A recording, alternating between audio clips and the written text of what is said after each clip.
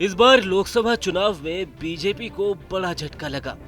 हालांकि सीटों का नुकसान तो बीजेपी को कई राज्यों में हुआ, लेकिन इस नुकसान की चर्चा राजस्थान में नतीजों से पहले ही शुरू हो गई थी।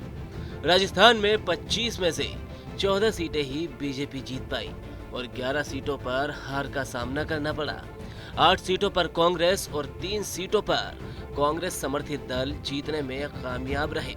इस बीच 11 सीटों पर हार की समीक्षा लगातार पार्टी में की जा रही है और पार्टी हार के कारण ढूंढ रही है कि आखिर 11 सीटों पर हार की असली वजह क्या है। इस बीच झुंझुनू सीट से बीजेपी प्रत्याशी रहे शुभकरण चौधरी ने बीजेपी के हारने की असली वजह सबके सामने रख दी और वजह सुनकर शायद आप चौंक जाएंगे। इस बार के लोकसभा चुनाव में शुभकरण चौधरी को भी हार का सामना करना पड़ा है। इसके बाद अब उनका एक बड़ा बयान सामने आया, जिसमें उन्होंने अपनी हार के पीछे अग्निवीर योजना को जिम्मेदार ठहराया है। जी हां, आपने बिल्कुल सही सुना। अग्निवीर योजना को ही शुभकरण चौधरी ने हार की वजह बताया है और ये चौंकाने वाला इसीलिए है क्योंकि इसी अग्निवीर योजना को लेकर विपक्ष पूरे लोकसभा चुनाव में केंद्र सरकार को घेरते आया है।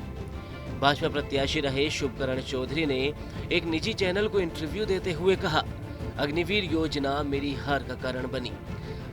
अगर अग्निवीर योजना में वोटिंग के एक दिन पहले बदलाव हो गया होता तो मैं चुनाव जीत जाता। मैं सेना कर्मियों के वोट में पीछे रह गया। सेना की तैयारी करने वाले युवाओं में मायूसी है। अपनी हार के कारणों पर बात करते हुए शुभकरण चौधरी ने बताया कि मुझे 4 बजे उठने की आदत है। मुझे योजना के पहले सड़कों पर सेना की तैयारी करते लोग दिखते थे, पर अब वे मायूस हैं। शुभकरण चौधरी के इस बयान के बाद विपक्ष को मजबूती मिल सकती है, क्योंकि विपक्ष केंद्र सरकार को जिन मुद्दों पर घेर रहा था उनमें एक बड़ा मुद्दा अग्निवीर योजना भी शामिल है।